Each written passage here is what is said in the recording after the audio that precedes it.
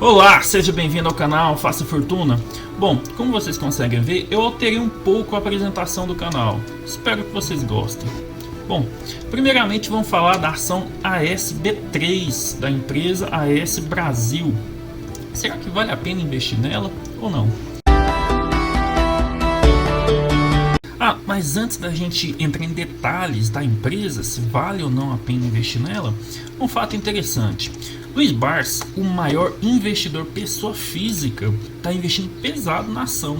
Tem mais de 30 milhões e 100 mil ações já investidas, o que equivale em torno de 5% total da companhia.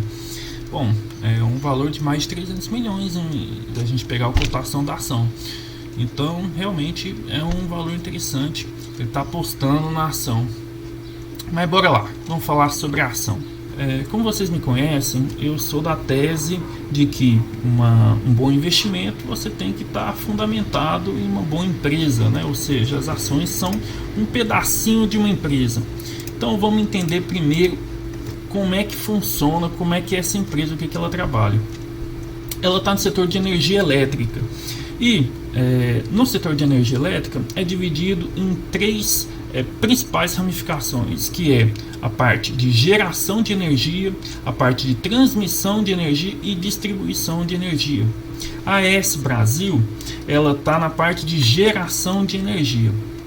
Ela possui 5,2 gigawatts de energia instalada, né, de capacidade instalada de produção de energia, mas dentro desse valor, ela operacional mesmo está 4,2 gigawatts e 1 gigawatts em construção.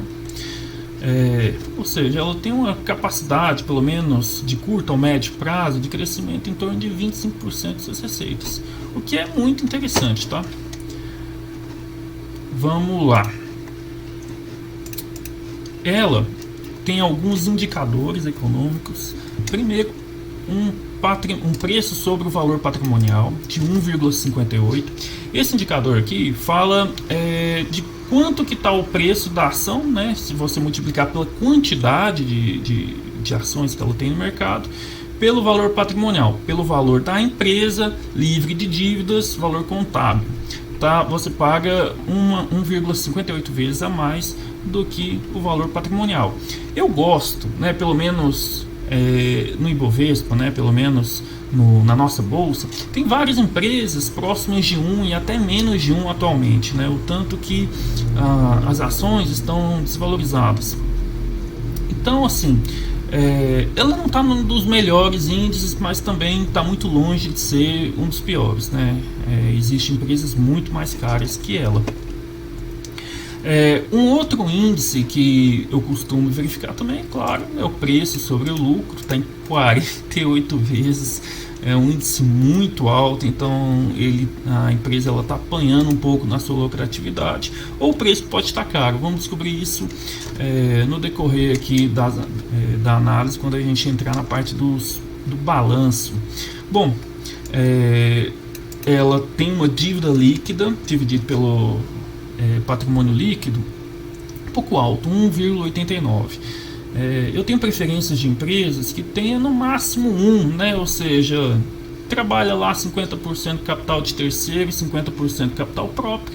Eu acho que é um número assim já bastante puxado, né? Mas ainda é razoável. Agora, se você trabalhar mais capital de terceiro do que capital próprio, existe muitos riscos envolvidos aí, e a empresa tem que gerar uma boa receita aí para pagar e juros, ainda mais no nosso mercado de crédito, que não está muito barato. Então bora lá. Sem falar aqui, ó, dívida líquida dividida pelo EBIT, né, em quase 10. Então, assim, realmente a empresa está bem endividada. A liquidez corrente, pelo menos, que é o dinheiro em caixa para pagar pelo menos a sua dívida de curto prazo, ou seja, do próximo ano, 1,64. Então, está em um bom índice, né? Ou seja, pelo menos já para pagar pelo menos as dívidas contratadas já está ótimo. Menos que isso eu já não gosto muito. Então, eu prefiro pelo menos nesse índice aqui. Quanto mais, melhor. A margem bruta dela 34%, É uma boa margem, né? Existe empresas com melhores margens, mas também ela tá muito longe de ser uma margem ruim. Então a gente pode ser considerado uma margem bruta boa. O ROI aqui, ó, é a questão da lucratividade. Como a gente viu, né? O PL está muito alto, então ela entrega um ROI também muito pequeno. Então, bora lá. A gente passou um pouco dos índices. Pelo menos aqui vamos chegar aqui também pelo valor de mercado dela, né? Uma empresa de 7 bilhões. Vamos ver o que está acontecendo. Bora analisar os balanços e descobrir como que está a empresa, se vale a pena investir ou não. Então chega de índices econômicos. Vamos lá. Aqui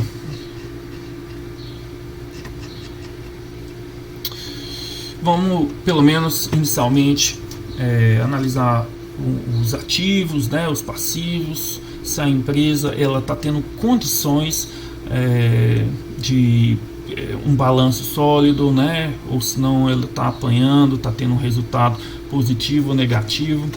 Então, primeiramente a gente consegue ver aqui que o ativo circulante dela, vamos ver se eu consigo te mostrar aqui através aqui, vamos ver aqui, ó, o ativo circulante dela aqui, ó, nos últimos 6 meses ela diminuiu, né? Assim, isso é muito ruim. Normalmente a gente procura empresas que crescem ao longo do tempo. Então alguma coisa está acontecendo e a gente consegue ver que basicamente, tá, ela queimou caixa. Deixa eu apagar aqui para vocês verem um pouco melhor. Ela queimou caixa, ou seja, tinha mais caixa no final de 2022 do que agora, né, no final do segundo trimestre.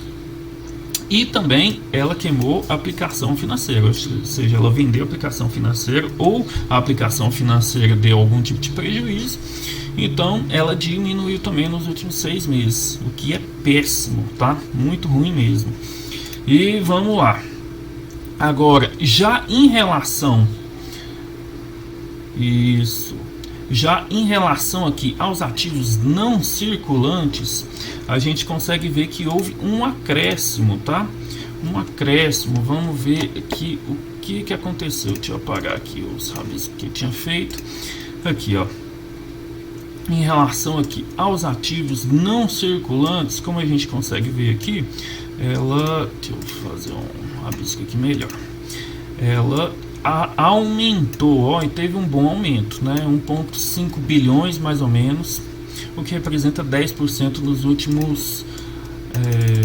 últimos 6 meses. Mas o que ela aumentou? Ela aumentou na parte de, deixa eu tirar aqui a cabeça aqui, e na parte de imobilizado. Ela aumentou aqui basicamente praticamente todo na parte de imobilizado e nessa parte de imobilizado em andamento. O que isso quer dizer? Que é a parte da energia que ela está construindo, ou seja, a gente tinha visto no início do mês que ela tem 5,2 gigawatts de produção de energia instalada, mas dentro desse valor 4,2 já está operacional e 1 em construção. Então é basicamente a parte que está em construção, que está andando e está fazendo o imobilizado aumentar. Bacana. Então bora lá. Em relação ao passivo, como que a gente consegue ver se ela está tendo um bom aumento ou não? Bom, a gente consegue ver que no passivo total, no passivo circulante, teve um aumento, tá? Um aumento muito elevado. Aqui, ó, a gente saiu de 1,8 no final de dezembro de 2022 e foi para 2,6, aumento quase 40%, acho que dá até mais um pouco de 40%. Então assim, é bastante elevado, enquanto queimou caixa, diminuiu o ativo circulante, aumentou o endividamento de curto prazo, ou seja, dívidas, empréstimos, né? E tudo isso está relacionado também à capacidade da empresa gerar mais investimentos, pagar o sócio em forma de dividendos Então é muito ruim isso. Então certamente o balanço dela está pressionado no curto prazo. E a gente consegue ver que é justamente isso, tá? É empréstimo. Basicamente ela contratou dívidas, tá? Ou se não, dívidas de longo prazo aumentou, passou para o curto prazo. Isso acontece também, mas normalmente é contratação de dívida de curto prazo, certo? Então bora lá, vamos ver aqui a questão do passivo não circulante. Bacana. Passivo não circulante, para quem não sabe, é questão de endividamento de longo prazo. Pode ser questão de endividamento mesmo financeiro, né, com bancos, mas pode ser também questão de dívidas tributárias, dívidas trabalhistas, né, outros tipos, qualquer tipo de dívida que a empresa pode ou não desembolsar. Pelo menos provável, né? No caso de ações judiciais também pode entrar nessa parte também, certo? Então, a parte do passivo não circulante, ela se manteve relativamente estável, aumentou um pouco, mas eu acredito que não seja um aumento tão relevante, tá? Basicamente acompanhou a inflação. E a gente consegue ver aqui, deixa eu apagar essa parte de instrumentos financeiros, que o que aumentou é a parte de debêntures. E uma coisa que eu achei interessante também, que ela alterou a forma de endividamento dela, né? Ela saiu uma boa parte de moeda nacional para endividamento em moeda estrangeira, em dólar, certo? Então ela tem um pequeno risco cambial, não muito, mas pequeno. Então bora agilizar para o vídeo não ficar longo, certo? Vamos para as receitas. Será que ela está tendo um bom resultado ou não? Eu acredito que não, só pelo indicador, tá? Do preço sobre o lucro, a gente viu que deu quase 50 vezes, é muito esticado. E tem algumas coisas que a gente já viu no próprio balanço que demonstra isso, né? Ela anda queimando caixa, aumentando seu endividamento. Então não parece ser um indicativo muito bom. Então vamos lá para as receitas financeiras, certo? Aqui a gente consegue ver que teve uma receita de 762 milhões e um custo aproximadamente de 511. Deixa eu rabiscar aqui indicar aqui com uma seta que é melhor. Então isso aqui já tem o lucro bruto, né, de 251 milhões, ou seja, isso aqui é só do custo de serviço, tá? Então, basicamente, isso aqui não tem muito o que fazer. Isso aqui é realmente o caixa operacional que a empresa tem após as vendas de serviço. Então, a 251 milhões a gente já pode trabalhar com esse dado aqui. A gente viu que ela aumentou um pouco, tá, as receitas, e aumentou também um pouco as despesas, mas eu acredito que as receitas aumentaram um pouco mais rapidamente do que as despesas. As despesas operacionais estão relativamente controladas, 52 milhões. Mas o que a gente consegue ver aqui, que é muito sério, aqui, ó, deixa eu ver se eu consigo deixar um pouco mais visível para vocês. Esses 275 milhões, aqui, ó, esses 275 milhões é só com despesa financeira. Então, basicamente, matou todo o lucro bruto. Ela teve também uma receita financeira que aliviou o resultado financeiro no final, mas espremeu, né? Ou seja, não tem muita lucratividade a empresa. Teve 35 milhões e 911 mil de lucro líquido, porque ainda teve mais uma parte de impostos para pagar. Então, 35 milhões, né, para uma empresa que vale quase 7 bilhões dá em torno de 0,5% de rentabilidade, né, no trimestre. Se a gente multiplicar aí, se a gente tiver 4 trimestres iguais, vai para 2% ao ano o resultado, né? Então é muito baixo. A ação realmente tá cara em relação ao resultado, ela tá cara também em relação ao patrimônio líquido. Então tem algumas coisas bem preocupantes nessa empresa.